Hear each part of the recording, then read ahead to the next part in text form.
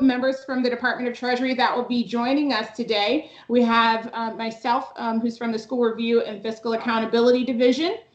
We also have our Information Technology and Business Integration Division, and also someone from our Financial and Administrative Services Division. Briefly, our agenda will be going over just some of the web resources that has been made available to everyone regarding this grant program. And we will also discuss an overview of the program in great detail. And we will also go over the review of classroom teacher qualifications and also the teacher eligibility requirements, which are two actually distinctive processes there. Also, there is a form that we will be utilizing for this grant program. Also, the submission process. And then we've also added information regarding the audit review process for this grant program.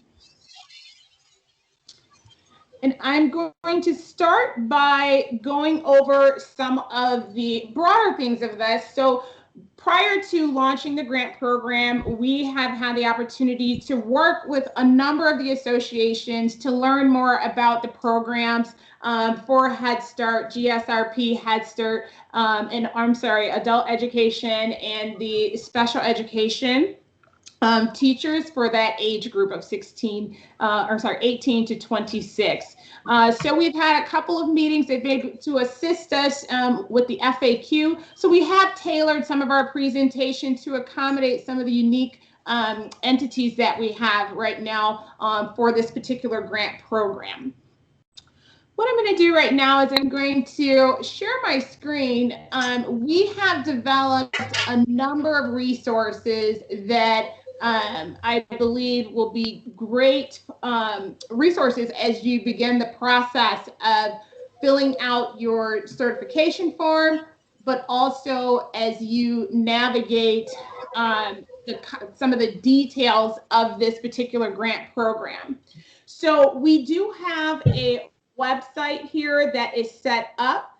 We have in here also the boilerplate language that describes the actual program in detail. We have some of the key terms that we will be discussing even here today. And then I think of most importance, we do have some of those key dates that we want everyone to understand as it relates to details and also reporting requirements. I think the areas that everyone will utilize most are this section here with the additional grant guidance. If you look here, we do have all of the webinars that we will be doing over the next several weeks or months. You can locate those webinars right here, and that's here under this additional grant guidance. We also have pulled together a frequently asked questions. We understand that as I mentioned before, that we have a good understanding of what questions we received in the previous grant program and also for this one. So this is a very useful document. I would recommend that you take some time just to read through it. It is broken up in the same categories as I have mentioned before regarding teacher qualifications and what's expected for them. And then also what's also expected for our districts in nonprofit, non-public schools. Also, one of the things that I think is pretty helpful, and if you're just trying to figure out what is the process that we should take, we've created this checklist. And in this checklist, it literally goes through a step-by-step process that you would need to take in order to successfully implement this grant program. Many of the items that are listed here, I will be covering in our presentation, but I would recommend as well that you use this as a starting point just to gain a better understanding of the timeline and expectations at different points of the grant program and getting that list submitted. As mentioned before, we do have all the detailed information in a timeline, so you can kind of gauge like what's expected, so that we can successfully issue checks by that June 4th timeframe that we just mentioned. We also have included here is the submission template, which is going to be the document that you would utilize to submit the information to the Department of Treasury. And we'll be going over this document at length a little later on in the presentation. We also have this link here, which has not been set up just yet. This is actually the link or the space for the link at which you will actually upload your template. This right here is not live at this point, in part because we want to ensure that everyone understands the details. We are trying to ensure that the data that is submitted is accurate. So this link will be updated in accordance with the timeline that was mentioned in the spreadsheet here earlier, and that's April 9th through April 19th, which is the time period that you can submit. We want to make sure that you're taking the time out right now to understand the process, just to ensure the accuracy of reporting as it relates to the grant program. So take some time to better understand the grant program, and we want to ensure that you know where to locate that information, but it will be very useful for you as you continue on. The other item here is we have an email update. We will encourage everyone to subscribe. If you subscribe, what will happen is you'll receive several communications or additional guidance that we may have. That may also include reminders about different deadlines and or dates that may be coming up. So I'm going to move quickly here over to our key dates. March 19th is the date that districts and nonprofit, non-public schools are required to provide the teacher certification form. So we've already had some teachers that have directly submitted those forms to the Department of Treasury, but truly it is upon the district to identify those eligible classroom teachers and then submit to them the form so that you have already identified them as eligible. The other important piece of this is that after you go through a process at which you have identified eligible classroom teachers, we are asking that you post this notice on the school district website and or one other means of widely used communication. The reason for this step is that if you have determined that an individual is not eligible for this particular grant program, then this will allow an opportunity for that teacher to know, or all of your teachers, to know who you have identified as eligible staff. What this will also do is allow an opportunity for the district and or nonprofit, non-public school to go through a process, an appeals process, for lack of better words, with the teacher. So this is a very important part of the process. We want to ensure that teachers understand up front those that you have identified as eligible and ineligible. And also an important item, to note is not only are you going to have their name, but you're also going to list to the FTE that you have allocated for this. And forgive me, you can post questions inside of the chat. So feel free to post questions inside of the chat. We will be capturing all of those questions and ensuring that that information is added to our website for future use. Also, we will have a time at the end of the presentation to answer questions as well. So feel free to add some of those questions in the chat. And we do have individuals on standby to assist with some of those questions. So another important date here is April 9th. So districts have from March 19th through April 9th to obtain that teacher certification form from their eligible teachers. So the first part of this is that you're identifying who actually qualifies for the grant.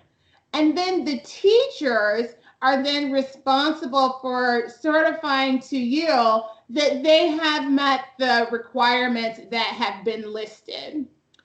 It is the expectation that between that March 19th timeframe and that April 9th timeframe, that all teachers that are eligible for the grant program, the district will have already worked through any questions or concerns with the teachers to ensure they are capturing the most complete list prior to the submission to the Department of Treasury. What we are asking of our schools and our nonprofit, non-public entities to review that teacher certification form. We're looking to make sure that all of the information is included. It also includes some valuable information that we'll be discussing a little later on regarding the teacher, including their mailing address. It's very important to note that, this grant program, the checks will be mailed directly to teachers, which we'll talk about a little bit more.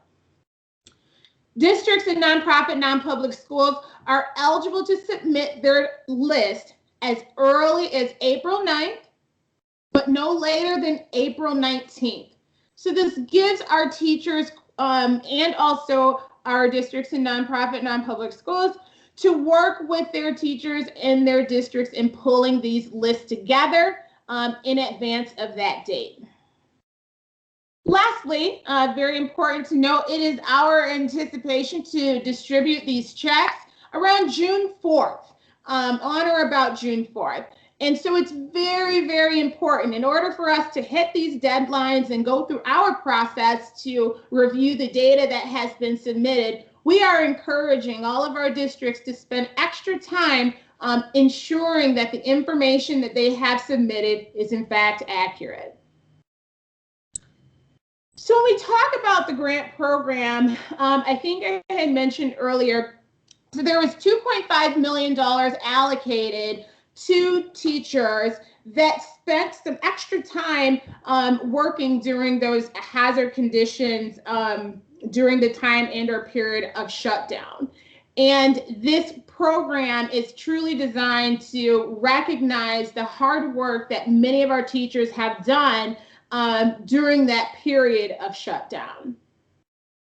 But to better understand the grant program, we do have some key terms and definitions that will help you as you go through the process of determining who actually will qualify. The first is classroom teacher. Classroom teacher is defined as a full-time or part-time GSRP, Head Start, adult ed, and young adult special education teacher who provided continuity of learning to students during that period of school closure. And that's right around the executive order where schools were closed. It's very important to note that this is only for teachers. This grant program is not for school support staff. And we have explicitly defined a little later on inside of our FAQ regarding the individuals that are in fact eligible and also those that are ineligible. Another thing to note here is classroom teacher as it relates to our special education teachers. This is isolated to those that teach for the ages of 18 to 26. So I want to make sure that we're noting that it isn't all special education teachers. It's primarily those that worked for or worked in classrooms with a grade assignment applicable to the ages that are listed here.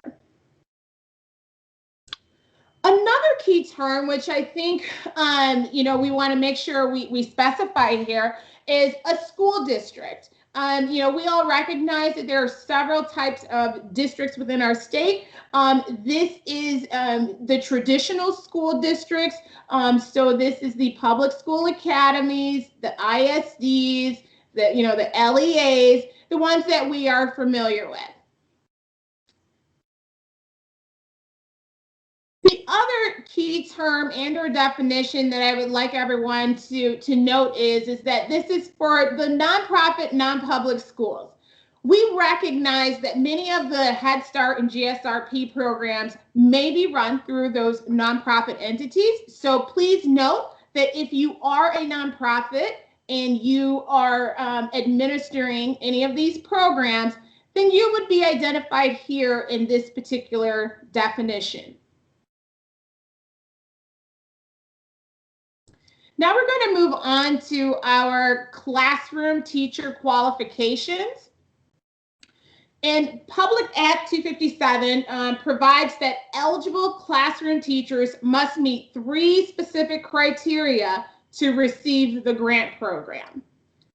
And I'm going to go through each of those criteria in order for the individuals to determine, or I'm sorry, for your district or nonprofit, this is going to allow for them to see who actually qualifies. The first item here is prior to the executive order 2020-35 that was issued on April 2nd, 2020, the teacher performed at least 75% of his or her standard instructional workload in a brick and mortar classroom at a district or nonprofit, non-public school. 75% does not represent the time in which that they were working. It is actually more of, are they physically working in a building? Very important to note. The next is that after the issuance of the executive order, and that's after April 2nd, the teacher developed tools and methods to deliver distance learning, take-home packets, or other methods described in the district or nonprofit, non-public school for their continuity of learning plan. So if you all think back to that time when there was a shutdown, there were a number of individuals, teachers that had to revise their curriculum. They had to develop, different methods in order to ensure that children were actually being educated during that time period. So this is another qualification. And one may ask, well, what does that mean to develop the tools? We believe that most of our districts, will be able to identify some of those methods that they used.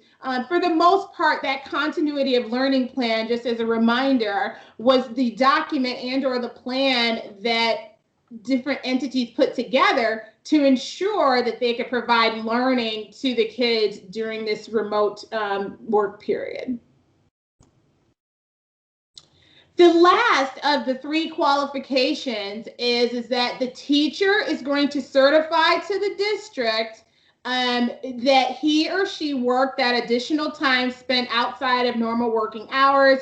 They may have experienced hazardous conditions or incurred additional costs related to ensuring that students could effectively participate in instruction or remote learning. I've received a couple of questions about this. Some of the things that I'm aware of that teachers may have done, they may have actually bought cameras for their phones or for their workspaces. They may have spent money on their own or incurred their own expenses just to ensure that they could effectively do this. We recognize that things transition really quickly, so I want you to factor in that.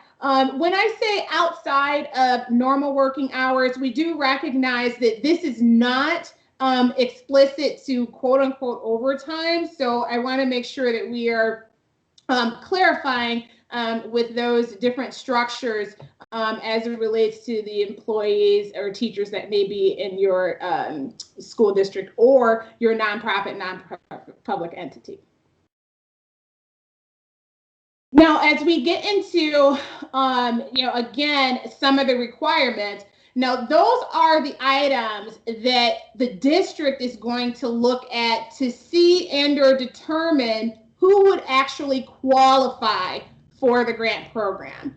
Now, this portion that I'm about to address is for the teachers to actually certify that they have met all of the 3 areas that I'm going to discuss momentarily.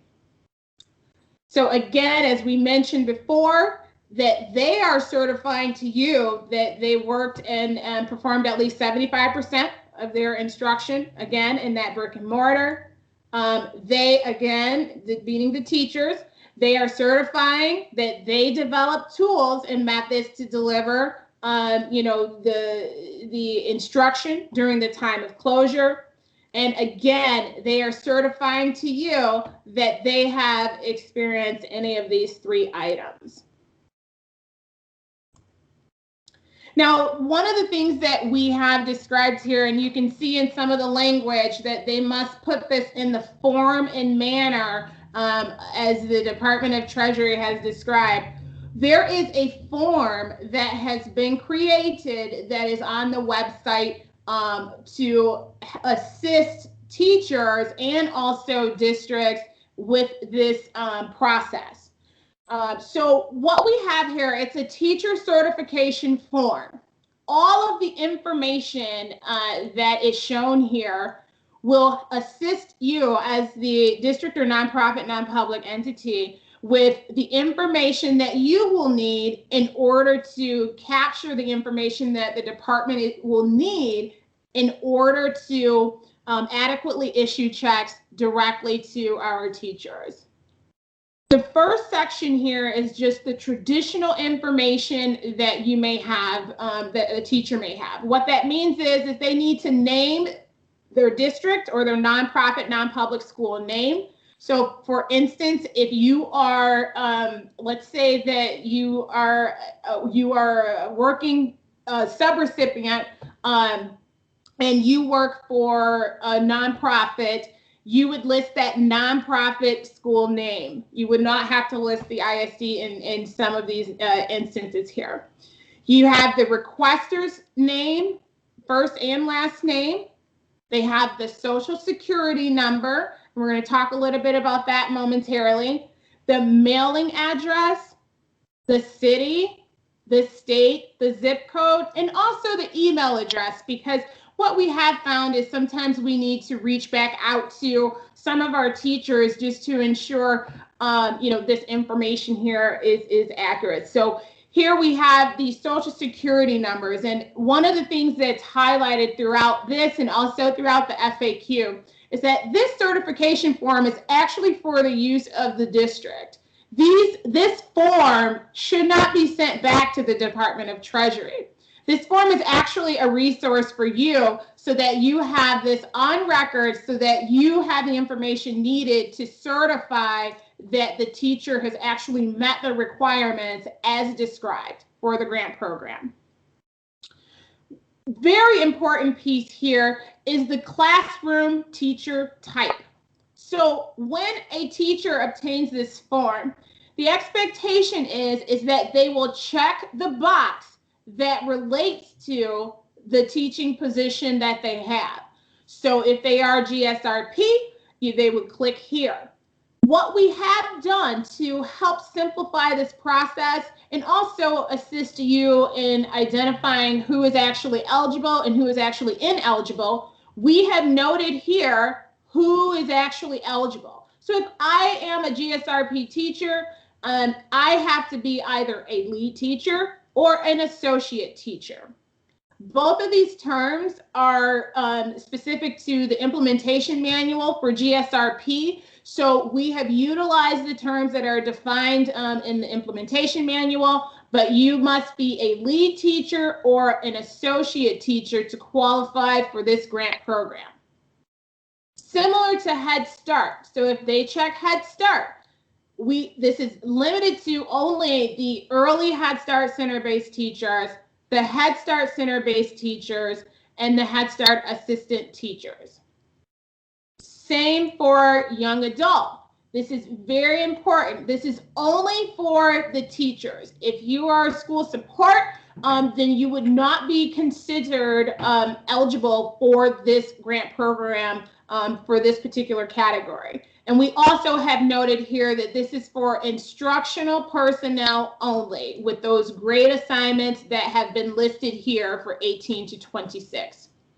And then for our adult education teachers, again, We are limited to the title of local teachers. So we want to make sure that not only do districts understand who's eligible and or ineligible, we want to make sure that teachers are checking the right box for the one that they qualify for. And as we said before, it's the responsibility of the teacher to certify to the district that they have actually met those eligibility requirements. So again, as we discussed before, the teacher is saying, I performed at least 75% of my standard instructional workload in a brick and mortar classroom. Also, they're saying that they develop tools and methods to deliver distance learning, etc. And also that they've worked some additional time outside of the normal work hours or may have experienced hazardous conditions or incurred additional costs related to remote learning. Lastly, after they go through those eligibility requirements, they're just going to here click yes, or no, that they're eligible based off of the information that's listed here.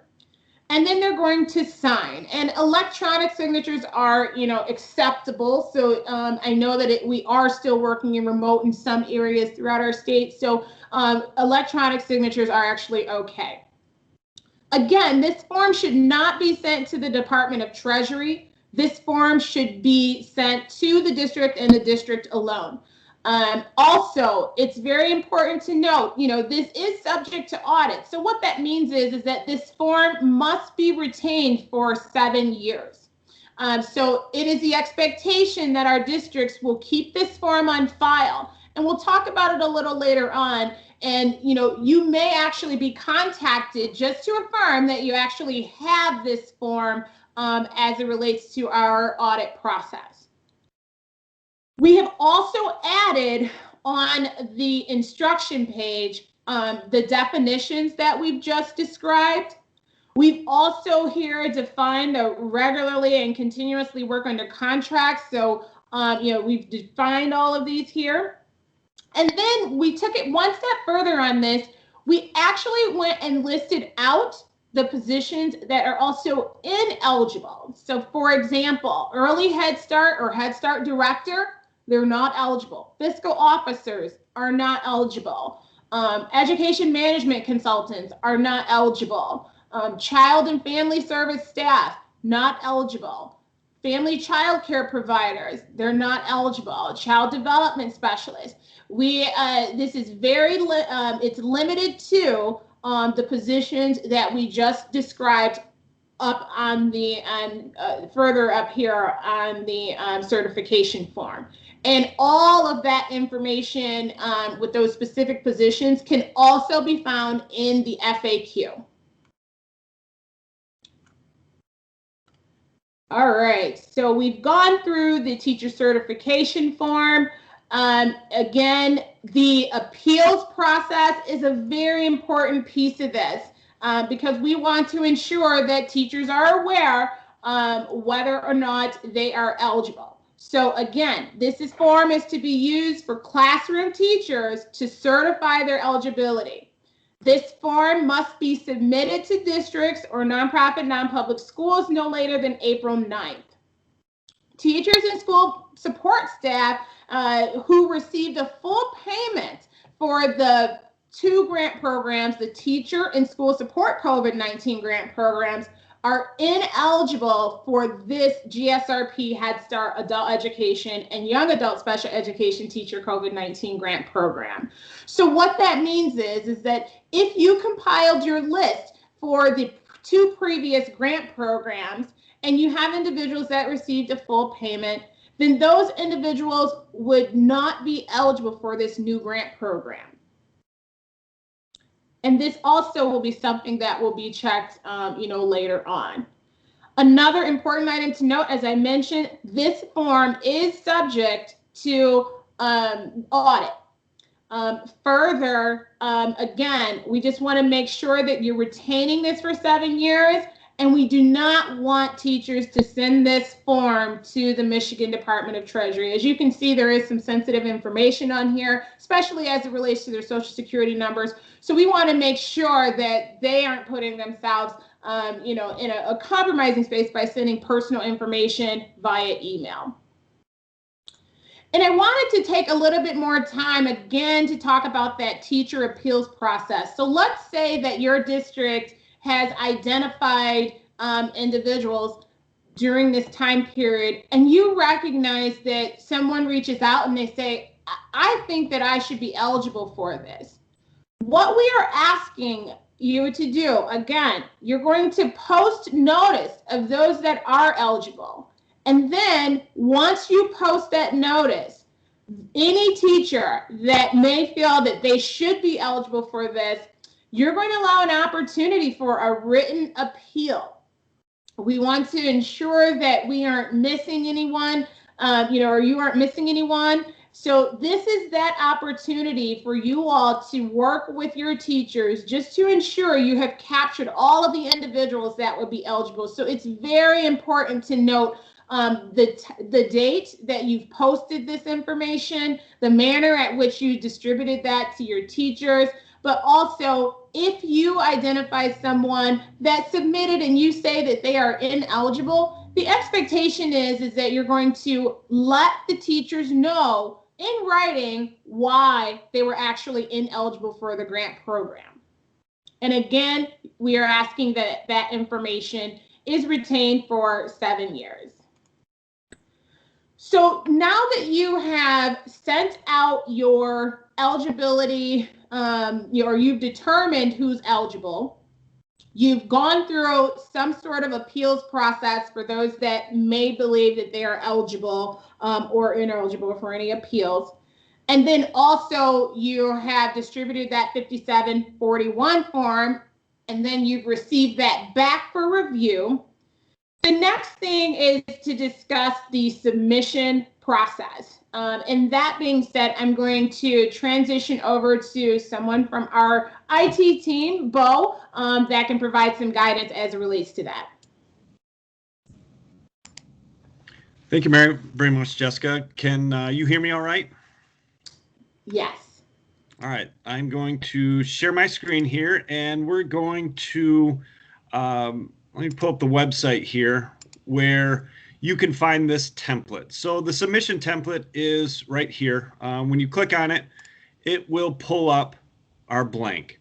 And this is 2 sheets in here, one with the instructions as far as the details here, and the actual template itself. So every row that you see here is a eligible teacher or grant recipient. And what I can't stress enough is that this needs to be 100% filled out. Multiple people here at Treasury are going to be looking at each of these templates received. Everything that we are asking for here is essential in every row. So if there are blanks, most likely you will be hearing back from us regarding what things are blank, and ask that you complete that in its entirety and send it back to us. So in order to avoid any of the back and forth, we just ask you to be diligent in this, 100% completion, as accurate as possible. Now we have made some improvements where we can from our last template that a lot of you may be familiar with. It means that we do have drop downs. So we're asking you to let us know whether you're public or a nonprofit, non-public. We're asking you to fill us in your name, obviously the teachers, and mailing address. Accuracy is so important in this. So make sure that you have the most recent one. That form that they fill out should have their most recent and accurate information. Okay. We are asking for Social Security numbers. Since we are asking for this, this is another reason that we do not want anything emailed to us. In just a moment, I will go over the e-signature process, but what we can't have is anything going through email. We have a secure e-signature utility tool that everyone can use for submission of these. So again, we are asking for The teacher types, we went over a lot of those as far as that is on the form. Filling those in here for everyone that is eligible. Same with this right here, if there's a second type for them. And this is the sum. So this, if we talked about two different teacher types, this FTE allocation can be a fraction as far as a decimal, but it can't be greater than 1. And we ask that you sum these up. So every teacher, though they may have kind of multiple positions, every teacher should just have a single row, and the sum of all of their activities as far as the FTE should be in this box. So don't have 50% in one row, 50% in another. We're asking that you combine them, single teacher, single row. And then lastly, this is that you certify, and it has to be yes, there is no. Those who do not certify, we do not want and do not need on this template. We ask that you recognize that they have met the eligibility requirements. Jessica, while I'm looking at this right now, anything else that you would like to add as far as filling out this spreadsheet?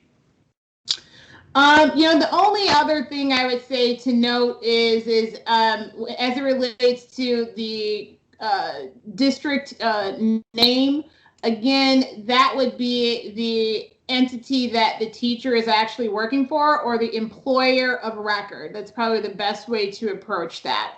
And I think that if you focus on this in the context of being the employer of record, I think it will assist you all for those entities that may fall outside of the traditional school district. All right, so this needs to... I'm sorry. This is Stacy Blisner, and I also work for Treasury. I actually would like to say one thing about the submission template that's also very important. Bo mentioned the FTE value, that needs to be the sum for that individual. That is going to be the value that their payment is going to be issued off of. So for instance, if they're a half of an FTE, they will receive half of the full grant, meaning $250. So that field right there is extremely important to provide the correct FTE value as far as the person's position and how they work for your school district or your school, nonprofit, non-public. And I just wanted to make everybody aware that that field right there is extremely important as well. Thank you very much, Stacy. And so this again reaffirms where, as far as you at the schools and the district, really need to make sure that everything is accurate. We're here at Treasury going to do our best to get things cleaned up as best as possible. But this is something where if the FTE is not accurate, we're not going to question it. We are going to accept it as far as if it's from the fractional up to 1. So once this is complete, you are now ready to submit the template to us. And so as Jessica had talked about earlier, it's not available right now. It will once our timeline as far as the April 9th has come. We'll put this up there for everything to be submitted to us. As far as instructions, there are instructions here. If you pull those up, I'm going to go over this in just a moment, but if you need help, it's very simple as far as a walkthrough. This is something that you can reference, maybe have it up on one side of your screen while you actually complete the process. For some of you, this is nothing new, but it is fairly simple, and I want to take the time and walk through it with you right now. So when you click on this, when it is active, you will be taken to a quick landing page. And what this does is you are going to be the authorized representative. You are the keeper of the template, and you need to send it to us. So you're going to put in your first name, your last name, and your email address. All right, so this kicks it off. You will hit submit. Once you hit submit, you are going to get an email address, and it is from our e-signature software saying that you are going to be a signer for the Michigan Classroom Heroes Grant Program. From this, it is as simple as going and clicking the document. And this is what you will have to do. This first consent page pretty much says that when you electronically sign, it is the same as a ink on paper signature. Now what we have here is a template. As you can see, things are grayed out right now where you're not able to enter things. The first thing you will need to do is you'll need to click the radio buttons here if you're the district or the non-public. So if you do this, what we'll have is it activates, and we just want your information here. So as far as your name, your contact, your title, email, phone number, all these things in case we do need to get back with you with questions, this entity code and FEIN. If you are the district, similar type of things, district name, code, we talk about who your superintendent is, your representatives, and that contact information. And I have one other thing to add, Bo, just with regard to that area. It's very important that you recognize who the authorized representative should be for your district. It's very important that that is someone that can speak on behalf of your district and submit this information as true and accurate. This also will be one of the contacts that the department may reach out to if there are additional questions. So it's very important to note authorized rep. I know some districts, these are things that are certified every year, in their board documents. But either way, we want to make sure that that person can represent your district, with regard to this grant program. And then one other item to note, Bo did mention some information regarding the entity code. The entity code actually may include your Lara license. And, this right here are for those entities that are administering our Head Start or GSRP, any of these programs. We do recognize that there will be a Lara license available there. So this is the space at which you will input that. And we will be making just some modifications so that we can actually enter, more than just the FEIN. And I think Bo will get to inputting your 501c3 as well a little later on. So this is, again, just the basic information so that we know who is submitting this information. The actual individuals should not be submitting this. So you should be submitting your form to the district. The district will then complete that template, the Excel template, and then go through this process. So once this has been filled out, as far as with all the information, and you can see here the little red stars, we do require almost all of these, okay?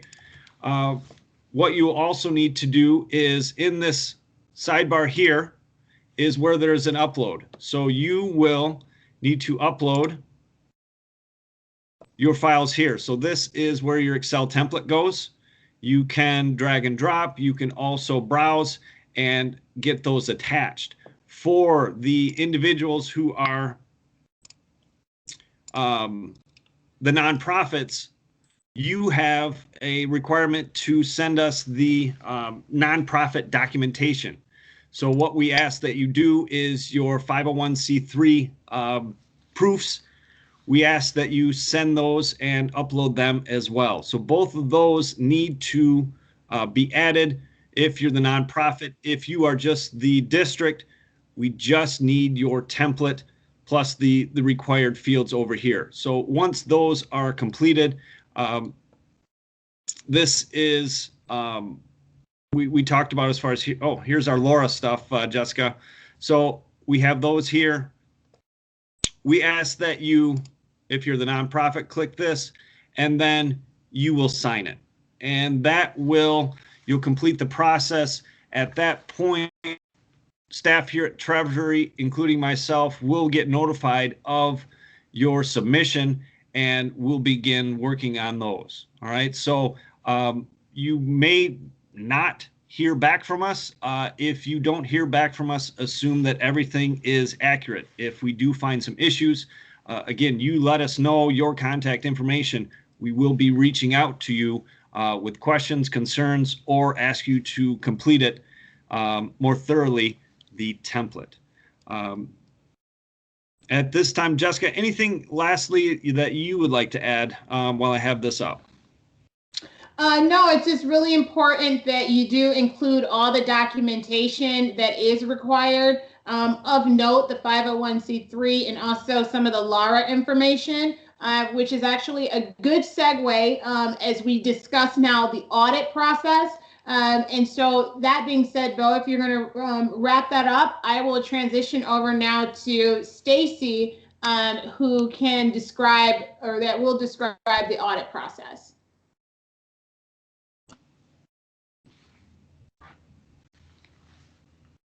All right, I am Stacy Blisner, and I lead the Michigan Classroom Heroes audit team program. And Treasury will be auditing this program. If you want to go ahead and click forward to the next slide. Treasury is going to be reviewing the submission template Excel form for completeness, as Bo and Jessica had mentioned.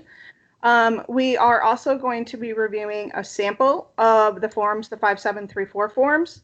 And what this process is going to entail is we're going to select a random sample and then send an email out to the schools. And that's where it's really important that you have the correct contact information in the submission form, because that is who we're going to contact. And we are going to request a sample of those forms if your school is selected to submit those to us. And those will need to go through the e-signature portal.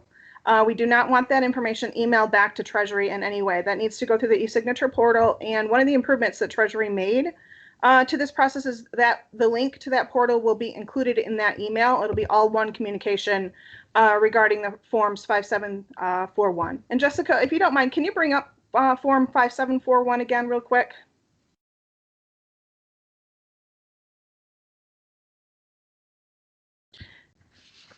Audit will be, while she's working on bringing that up, Audit's going to be reviewing the completeness of this form. As Jessica mentioned earlier, we're going to make sure all of part 1 is complete. We are going to make sure that at least one box is selected in part 2. We are also going to verify that all 3 boxes are marked in box number 3A. If all of those boxes are not marked, the individual does not qualify for this grant program. So when these forms are filled out, make sure that the individuals that complete them mark all 3 of those boxes. We're going to also make sure that they mark that they are eligible and signed and dated the form itself. And you can go ahead and go back to the original PowerPoint. The next thing that Audit is going to be reviewing for this program is we are going to ensure and test that individuals submitted for this grant program did not receive an original payment through the teacher and support staff COVID-19 grant programs. The individuals that qualify in the scope of this grant program are different than those grant programs, so we are going to make sure that individuals don't receive a payment for both grants. Specific to the GSRP and Head Start programs, we're going to ensure that those entities have a valid license with Lara, and we are also going to review 100% of the non-public schools to ensure that they have a nonprofit status. We're going to either verify that they have a 501(c)(3) form on file, or we will also look in the Lara Corporations database if we cannot verify that the 501(c)(3) form exists, to ensure that they are in fact a nonprofit entity. The audit timeframe is going to be April 19th through May 28th in order for us to be able to issue the payments in June.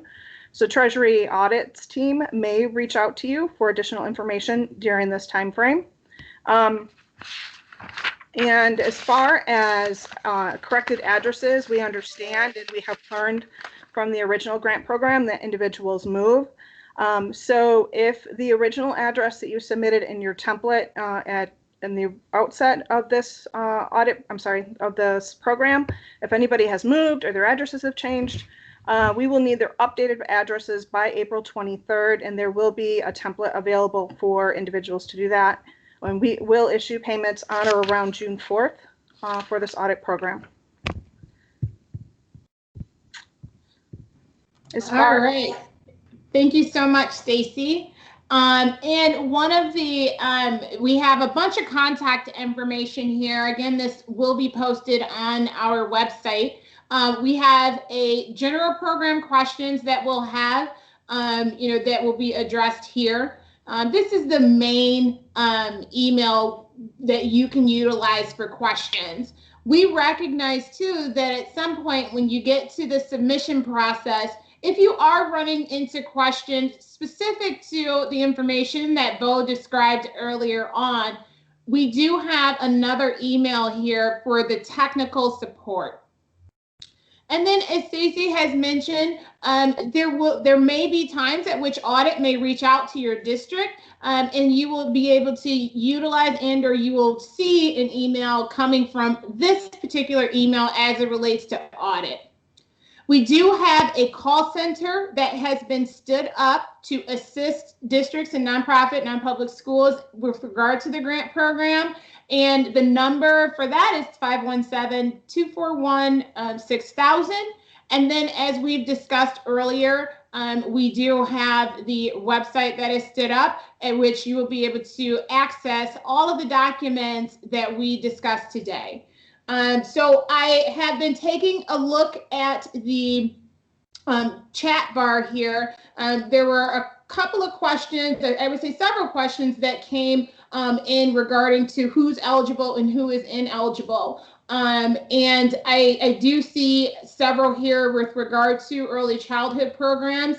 This is very specific to those that are working for the GSRP or Head Start program. So this will not be inclusive of all early childhood. It is specific to those two programs. We do also see here a couple of questions, regarding paras. Again, this is only for our teachers. And we have identified the eligible teaching positions that would be eligible for this grant program. We do recognize some of the frustration, that we may hear, but we really are working from the language, of the law, and we will, continue to respond to some of those questions as they arise. I see a couple of hands up. Let's see here. Let's see. All right, Tanya, I think it's Tanya Rice.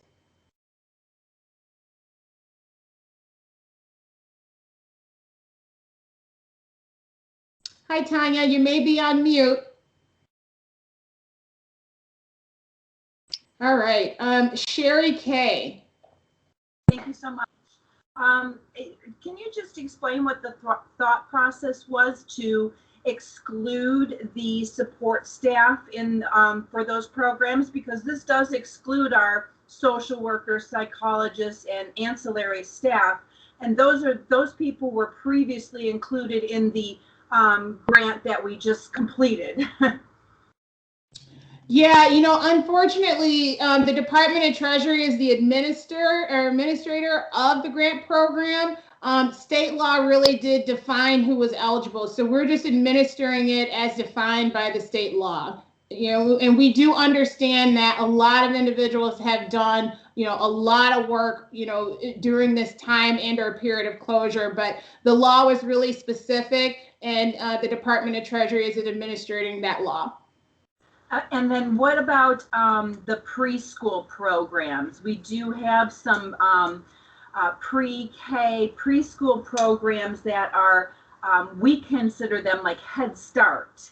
Are you saying then that the preschool is excluded from this as well? So it's very specific to the Head Start program. So if you are a district that runs a Head Start program, which is the federal program administered through the DHSS, then yes, that would be inclusive. So it is very specific to the formal Head Start program, and you are actually a recipient of that Head Start funding. Thank you very much. You're welcome. We have Janine. I see Janine. I just want to make sure I'm not missing something. With the first grant, there was a pre-populated template and rep. Is there a pre-populated template for us to download this time, or are we filling it in on our own? Yes, we are actually filling it in on our own or on your own with regard to this grant program. That is a very good question. What we've learned is that many districts had different approaches as to how they categorize individuals in the rep. So we have, as Bo mentioned, simplified the process slightly so that it's literally just a drop down box. So it's at least for some of the areas so that we're not going through a process of matching rep codes to individuals. So this is very specific to those 4 grant programs. And yes, the expectation is that we would add in, or you would add in, those individual teacher names. Oh, I love it. Thanks so much. All right, we have Wendy Richards. Good morning. I just have a quick question. I want to confirm that the rep is not associated with this at all, because I have a teacher who was miscoded on the rep, but it really doesn't tie to this, right? You are dead on. Yes, you are correct. Right. We heard you guys loud and clear last time. So yes, you will not have to utilize the rep for the purposes of this grant program. What we are asking, though, is to make sure you're clear and concise by utilizing the drop down. And as I mentioned earlier, or Bo had mentioned, we actually have that drop down. So it'll be a little bit easier so that you don't have to do any matches to anything else. You can just go to your books and records, identify whether or not the individual is a lead teacher or whatnot, as it's similar to what we discussed before. You can include that drop down, and I think it will simplify the process as well. Thank you. You're welcome. We have Diane. Hey, good morning. Good morning. Is it okay for me to send, I'm a new HR person and I'll be doing this round of them. Our old HR did the last one. Can I send an email to that support to get the contact email changed? Oh, absolutely. Yeah. And this is because it is a new grant program, all of the information that may have been obtained from the previous grant program, that's no longer active because these are actually 3 different grant programs. And so when Bo sends that email to whomever, the authorized representative is who will go to upload that submission template, it will actually be a new link. So you don't have to do anything at this point. Once you go through the process of submitting your submission template, the email will go back to whomever the authorized representative is that's uploading that template at this time. So this is unrelated to the previous grant program. Okay, so it'll be all new. So when I upload it, I'll get an email from Bo then. Correct. Okay, thank you. You're welcome. We have Community Unlimited. Okay, we have 2 questions. The first is the FTE calculation based on a 40-hour work week or what we consider full-time for our organization, which is less than 40 hours per week? Let me circle back to you on that question. That is a really good question regarding the FTE. I will work on getting some guidance out with regard to that, because what we've noticed is that there are some differences in how some of you may approach the 40-hour work week. But we will circulate some information to everyone on the call here and post it on our website just to capture that. But that is a great question, and we'll put some thought into that and then get back with you. Okay, and then my second question was, how do I look up our nonprofit Lara ID? Is there a link you can send us for that? Let me get back to you on that as well. To my knowledge, anyone that already has receiving funding as it relates to their adult education program, that they already have that license. We did run into that question as well as it relates to 501c3. I would start with Leo and then go from there. Okay, thank you. Mm-hmm. I see Melinda Nelson.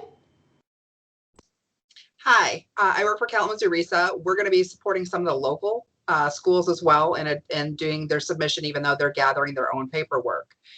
As we're entering their data, is it going to cause any confusion that you're going to see my name on approximately 16 submissions for that? So are you speaking as a teacher or as a district that would be submitting the information? as the local GSRP school districts that would be independent from us, we are the fiduciary agent for them. But I assume we're not going to be submitting their data with ours. We're going to be submitting them independently with their own license number, et cetera, 501(c)(3)s. But I'm going to be on about 16 submissions. Yeah, so one of the things that the approach is that whomever is the employer of record. So if the ISD is the employer of record for the entities, then they would be required to. But if you have subrecipients that is a nonprofit that you have, contracted, for lack of better words, to administer the program, then they will have the opportunity to upload that information based off of their Lara ID and or their 501(c)(3) data. Can I confirm, Jessica, that what you just said is I cannot submit that data for them?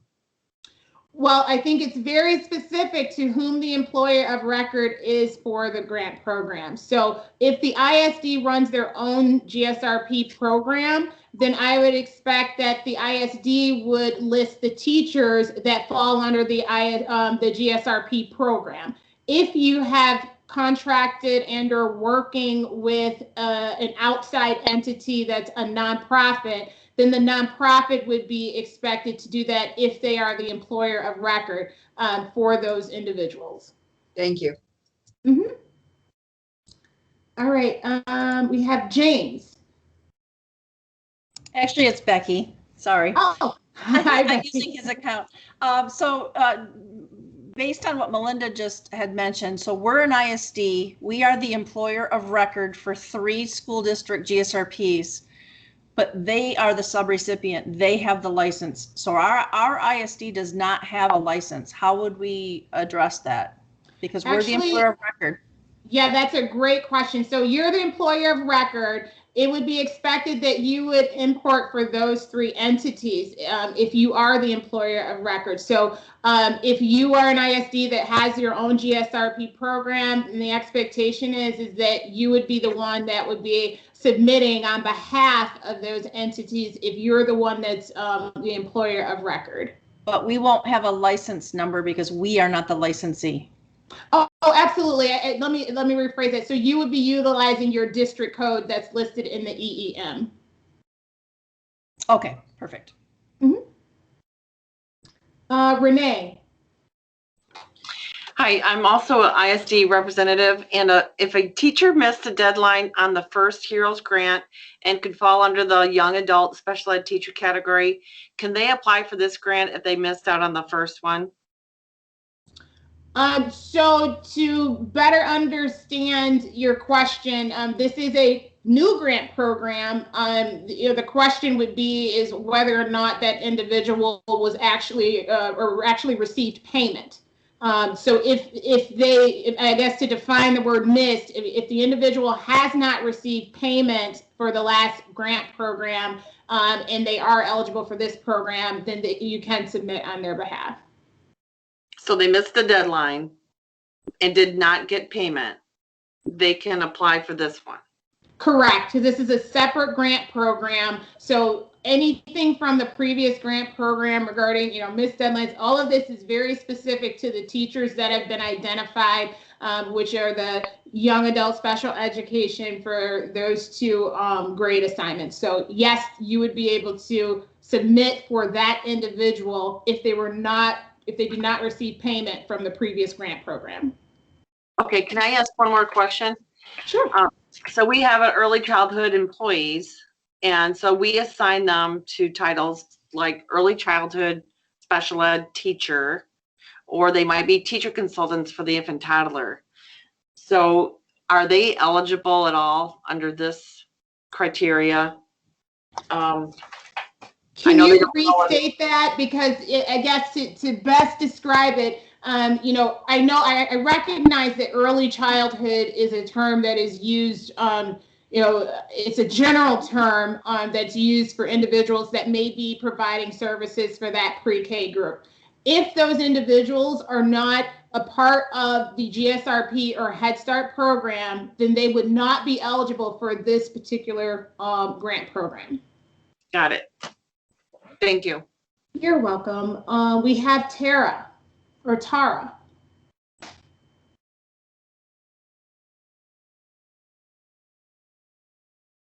All right, Linda Mora.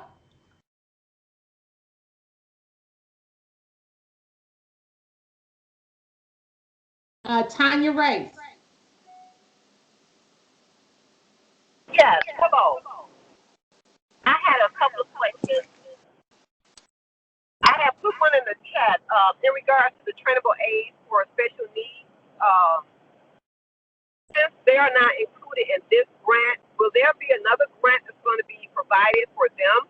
Because we were excluded from both grants.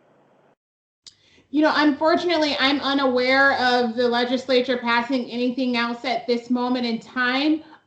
You know, however, if anything changes, I'm certain that we'll get that information out. But at this point, this is limited to the specific individuals that have been listed out earlier in the presentation.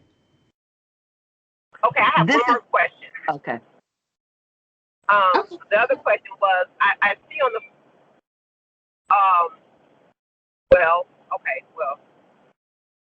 that's all. Okay. Thank you so much. This is Linda Mora.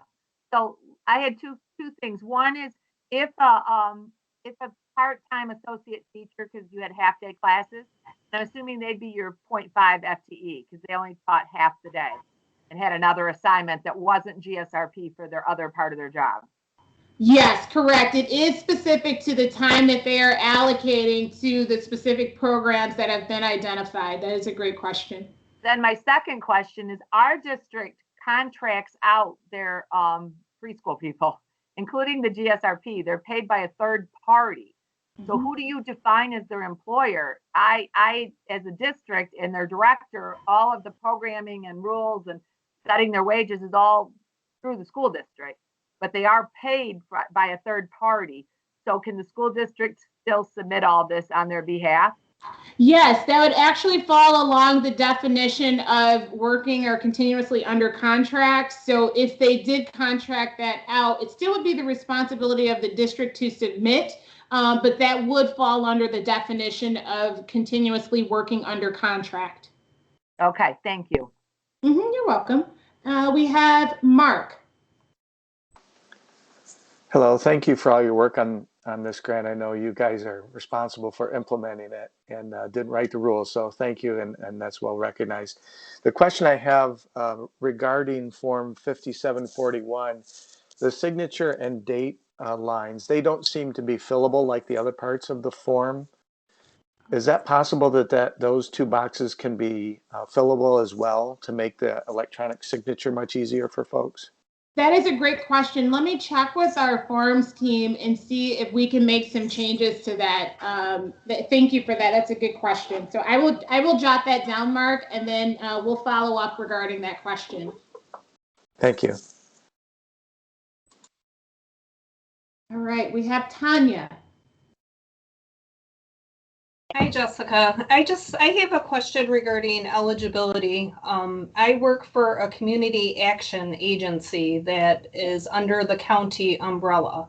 So technically we are not a district and we are not a non-profit. We are an action agency and we administer the Head Start and GSRP programs throughout the county. When I'm uploading the submission form, I'm guessing they are still eligible. What do I select? The nonprofit, because we do not have a 501c3 letter. Yes, you know, let me navigate that or navigate the answer to that question. We do recognize that majority of these are through community action agencies. We'll navigate that question and get back, but let me look into that. But that is a great question. And I think a lot of programs are actually run from the community action agencies. I thought that they were under that 501c3, but if not, we'll navigate that and get some clarification. Thank you. All right, we have Christina.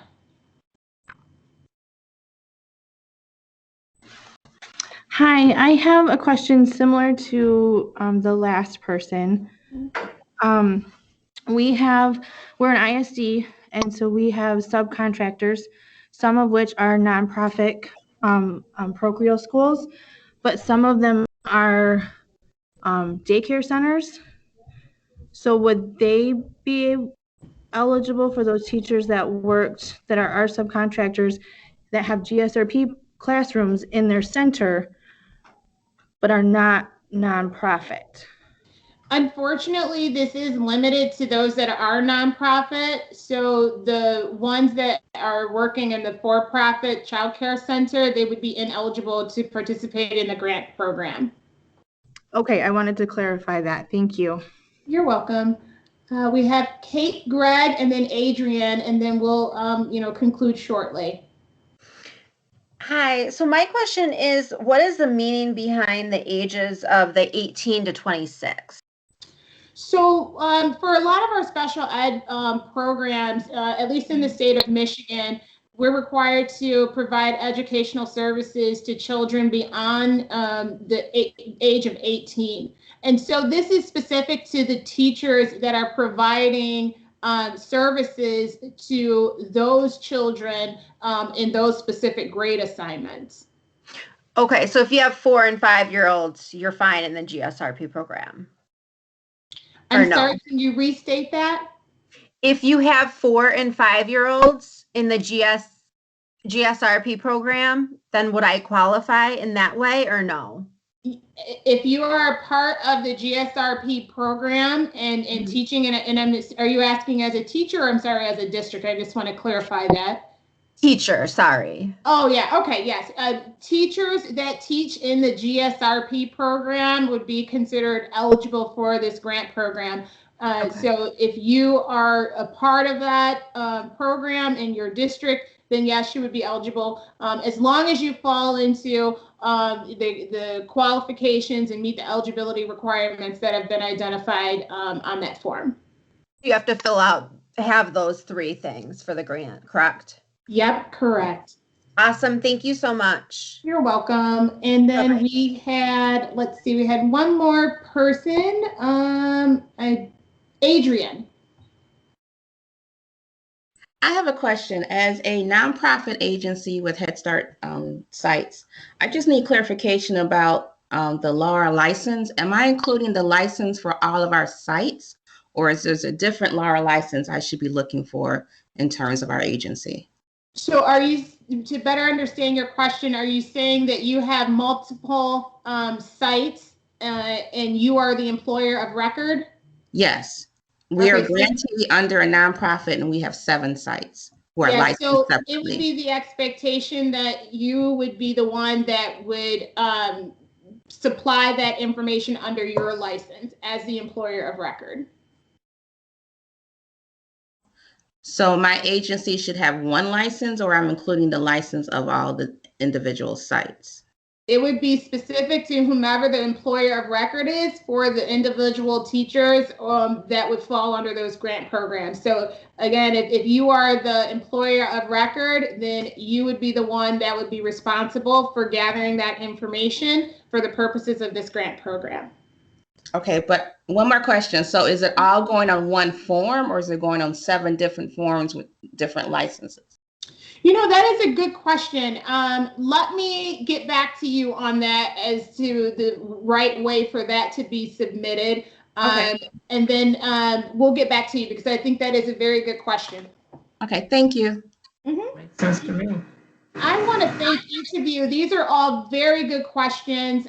We will try to get some of this information back to you regarding the fillable form, community action agencies, and also employer of records with multiple entities and the form and manner that they should submit their grant form.